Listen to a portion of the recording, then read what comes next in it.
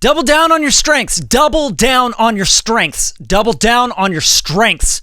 We hear from all the big entrepreneurs screaming from the mountaintops. But here's why you should double down on your weaknesses. Tip of the day. Let's go.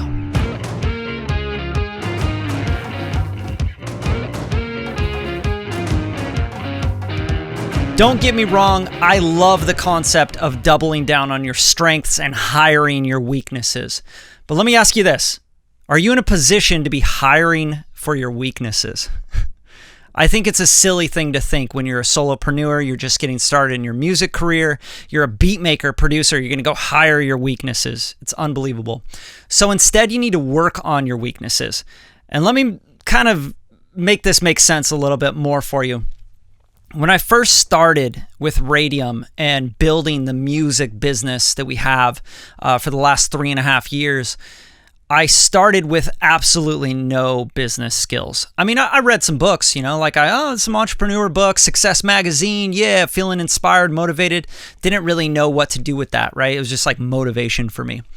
But then I realized I have all these musical skills. I have IT skills. I can computer troubleshoot. I can mix. I can master. I can sing, write, record, make beats, do all this stuff, right? And I'm like, why am I not making money? Why is my business not growing? And that was literally for the first 2.5, almost 3 years of Radium. It's like, I don't understand what's going on until I decided to really work on my weaknesses. I said, you know what? I'm tired of not being good at the business thing.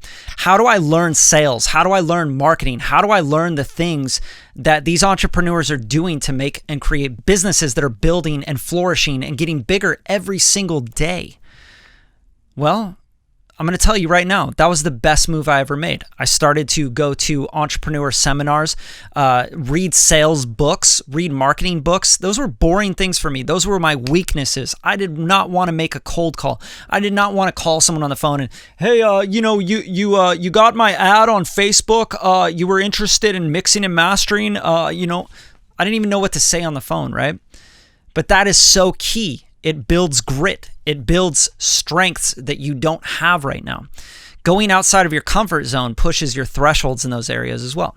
It's like working out with weights. You're not just going to constantly work out with 20-pound weights. Once you start dominating 20-pound weights, your body adapts to it. The human body, the human mind, the human in itself is the ultimate adaptation machine. It adapts to everything in any circumstance, anywhere.